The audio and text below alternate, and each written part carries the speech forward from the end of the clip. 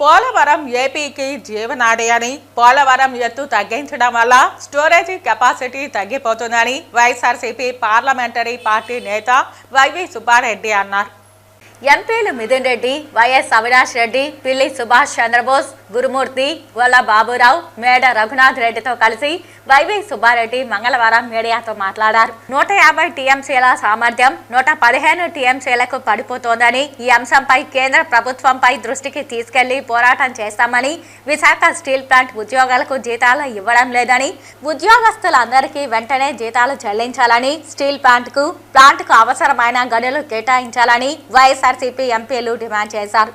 ఇదే విధంగా రాష్ట్రానికి రావాల్సిన వివిధ అంశాలపై కూడా 2 చట్టసభల్లో కూడా మేము పార్లమెంట్ సభ్యులందరము కేంద్ర ప్రభుత్వంపై ఒత్తిడి తీసుకొచ్చే కార్యక్రమం చేస్తుంటే తెలుగుదేశం పార్లమెంట్ సభ్యులు 2 సభల్లో కూడా ఊరక వైఎస్ఆర్ కాంగ్రెస్ పార్టీ పార్లమెంటు సభ్యులపై, మా నాయకులపై, మా నాయకుడు జగన్మోహన్ రెడ్డి గారిపై నిందలేసే కార్యక్రమం చేస్తున్నారు.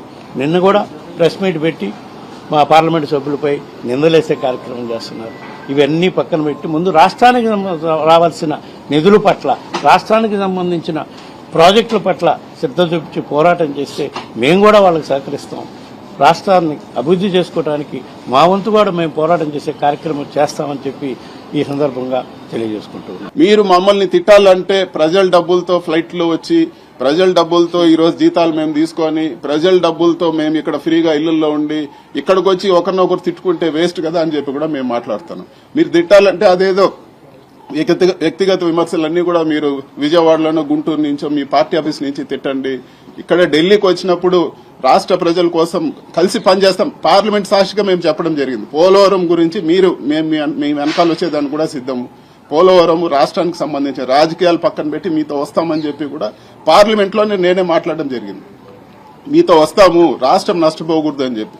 మరి ఇంతగా ఉన్నప్పుడు అవన్నీ వదిలేసి వ్యక్తిగత విమర్శలు చేస్తే తప్పు కదా అని చెప్పి కూడా మేము అడుగుతున్నాం. 16 మంది ఎంపీలే కాదు, ఈరోజు ప్రభుత్వమే మీ వల్ల నిలుస్తుంది అని చెప్తా ఉన్నారు. మళ్ళీ ఆ రిజల్ట్ ఆంధ్రాకు ఎక్కడ కనపడతా ఉంది? ఆ రిజల్ట్ కనపడాలి కదా. పోలవరం ప్రాజెక్టులో డబ్బులే తెచ్చుకోలేకపోతే ఇంకా మీరు ప్రభుత్వంలో ఉండి ఏం ఉపయోగం అని చెప్పి కూడా ఈరోజు మేము అడుగుతా ఉన్నాము.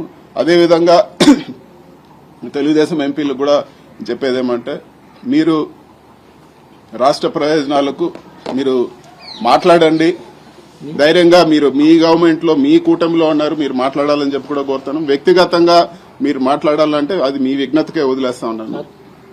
ప్రతి అభివృద్ధి కార్యక్రమానికి అడ్డుగా తగిలి రాష్ట్రాన్ని దిగదార్చే కార్యక్రమంలో ఈ దేశంలో మొదటి స్థానంలో కూటమి ప్రభుత్వమే ఉంది. ఇలా చెప్పుకుంటూ పోతే కోకొలలు ఉన్నాయి.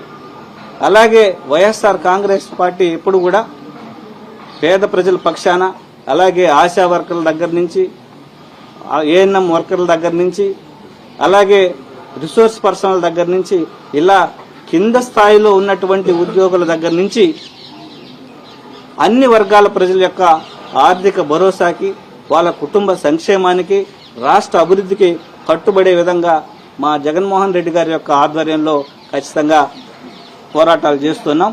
తెలుగుదేశం పార్టీకి ఒకటే చెప్పేది, సెకండ్ రాజకీయాలొద్దు. ఏదైనా డైరెక్ట్ రాజకీయాలు చేసి అభివృద్ధి పదంలో ముందుకు తీసుకుపోయే విధంగా ప్రతిపక్షాలను కూడా అన్నింటినీ కలుపుకొని ముందుకు పోయే విధంగా ఉండాలని ఇతూ బలకుతూ థ్యాంక్ యూ.